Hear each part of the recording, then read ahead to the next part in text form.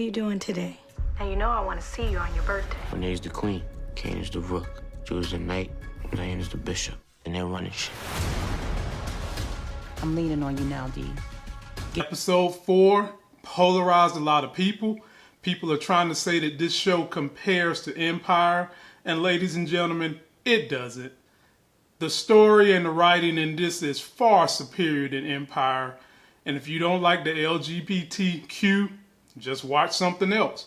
I heard y'all make those same claims about The Chi. You kept watching, and I think the writing in this show is a little bit more in-depth than what it is in The Chi, so you're going to keep watching and watch and enjoy. This is going to be my trailer review for episode 5, the last episode before they take that damn hiatus they take every year and don't come back to damn the end of January, and that's going to be way after we got a new president. If you're finding me for the first time, please subscribe to the channel. Be sure to turn on notifications so when I drop videos, you get them. Also, follow me on Instagram and follow me and Larry Monday, Wednesday, and Friday Night Live. We do take fan theories and we make videos. Last week, we did a fan theory, and I want to amend that fan theory a little bit, and I will do that at the end of this trailer. But for now, let's finish watching the rest of the trailer, and then we'll piece it together. Get Tariq alone and get me some information. This is just like your father. I got us now. I know y'all up to something, huh? I can shut down the whole department. First clip, nothing special. Tasha from jail on her burner phone, calling Tariq, saying she wants to see him on his birthday. I don't think he's going to be able to make it happen. Tariq is juggling too much, and you see him on his phone, I guess, talking to her. He probably ain't going to be able to see her on the birthday.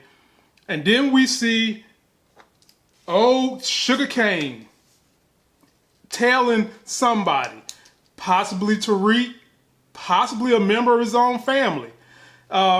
Leave me comments on who you think he's telling. It could be Tariq, but eventually we see Reek in the truck with him, so I don't think that that is him, but we'll see. Then we see Tariq, and this is the most groundbreaking part of the trailer, probably for the whole season. Reek is doing chess, and I don't think he's playing anybody.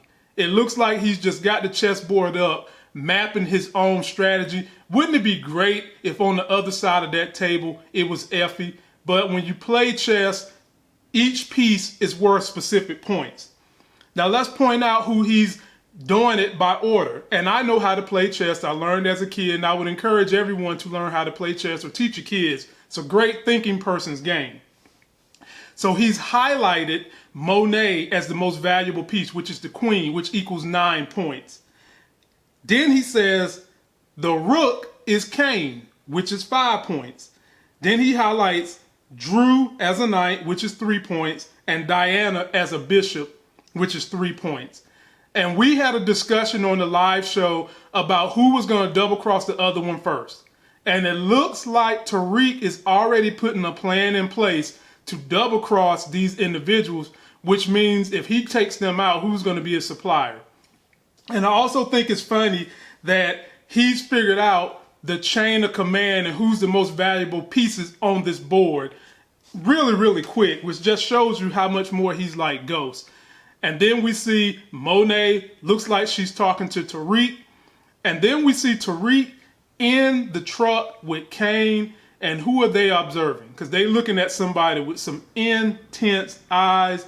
And that's pretty much Tariq going through who the individual parts of this piece are. And then you see them end with him talking to his boy Braden, which I think they're probably talking about something else other than the pieces of the chessboard and their value. But we'll see. Leave me comments on what you think is going on with that. Then we see old Rico Suave looking on the outside of a door. And then they show us Monet looking through the inside of the door, looking out. Now, did they have a squabble? Did she just officially break up with him? Because if you look at the pattern, it's her door. It's the same pattern. It's just that one person's on the outside, the other one is on the end, and Rico Suave is leaving. And as Larry said, as we see Monet talking to Diana, she has told Diana, you got to use what you got to get what you want. Players Club line. And she is telling her daughter, look, I need you to get Tariq alone. In essence, get him in a bedroom and get everything you can out of him. Now, do we think Reek is going to be stupid enough to fall for this when he's already mapping a plan? No. He already knows that Monet is trying to spy on him and learn what he's up to. And we see Diana at the party, see Tariq walking through the party, and he's talking to Diana, and guess who walks up? Oh, Lauren. Boy, I'm telling y'all, somebody in that Tariq quadrangle is going to be collateral damage. And right now, Tariq is having secret lovers. Yeah, that's what we are. We shouldn't be together. Secret lover problems, because he's got the schoolgirl, then he's got the street girl, and then he's got the professor. Somebody is going to get hurt in this situation, and they show him walking off with Lauren, leaving Diana standing there. Now, folks, how is Diana going to turn out? Is she going to let her heart run with this, or she's going to do the bidding of Monet? I don't think her heart is really into the game, and she could wind up being like Riley, being stuck. She really is probably going to let her heart lead her instead of letting what Monet wants to do lead her. And I think that it might turn out that they might wind up double-crossing Monet. Then we see Tasha in jail saying that she's still leading things. Then we see Tariq in the alley looking pretty dejected. He's putting his hand on his head like something has done happened. And we see Tasha with an intense look on her face talking on the phone. Then we finally see Cooper Saxe and Tariq meet up. And with us knowing just how much of an F-up Cooper Saxe is, what could Tariq be telling him? Is Tariq basically saying, look, I know you got somebody telling me? Is Cooper Saxe revealing that he knows Tariq is back in the drug game? Or are they basically talking about what's going to happen at this trial? We'll see. Leave me your comments. Then we see old Meth McClain talking to Tasha, basically telling her, your ass ain't getting back on that stand. You ain't got a chance in hell. And then we see Kane still telling somebody, looking intently. And I think that there's about to be a complete breakup with this Tejada family, and Tariq is going to be the catalyst. We see Method Man walking into a home saying, what the hell is going on in here? Now, ladies and gentlemen, they mentioned his wife in this last episode when he was messing around with Paula, his investigator. Could this be his home? Could they be showing the situation he's got going on in his home? Because we know he's the kind of lawyer, they're kind of replacing Proctor's character with Method Man, putting a different spin on it.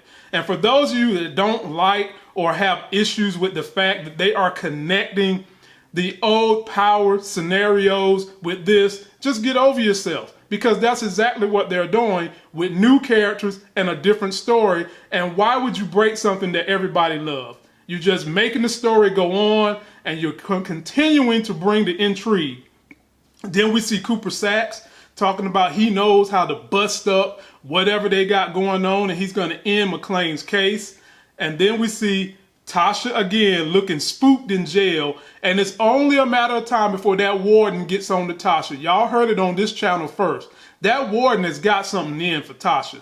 Not the warden, excuse me, the officer that works in there that's kind of the lead officer. She's got something in for Tasha, and I guess we'll see when they come back from their long break. Then we see Monet looking as though she's talking to Tariq.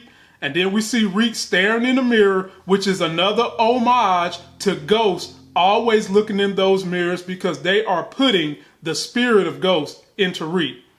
And that's pretty much it for the episode 5 trailer review. Please leave me your comments about what you think. And now I want to finish off on a fan theory that we did live on the air, where the fan said he thought that Effie would come back and that Effie's brother was Lorenzo Tejada. I'm going to amend that because I didn't have a chance to check that live. But Effie's brother, she said, was killed.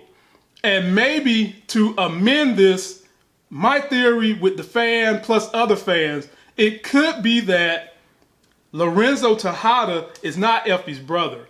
But it could be that Lorenzo Tejada is Effie's father. and he had her with a side piece and kept Effie a secret this whole entire time. And there are other parts to that story we can piece together later on, but I wanted to go ahead and throw that part on out there, and you fans leave me all your comments. That's going to do it for this video. Don't forget to like my video. Please comment, subscribe, get yourself that life game. Be sure to follow me and Larry Monday, Wednesday, and Friday night as we go live and we take fan theories, we make videos with them right there on the spot. And when you have theories and you want to leave me your theories, be sure to follow me on Instagram, drop me your comments, and also every now and then I put pictures of the newborn baby up there as well. And until that next sexy as hell video, I'll see you.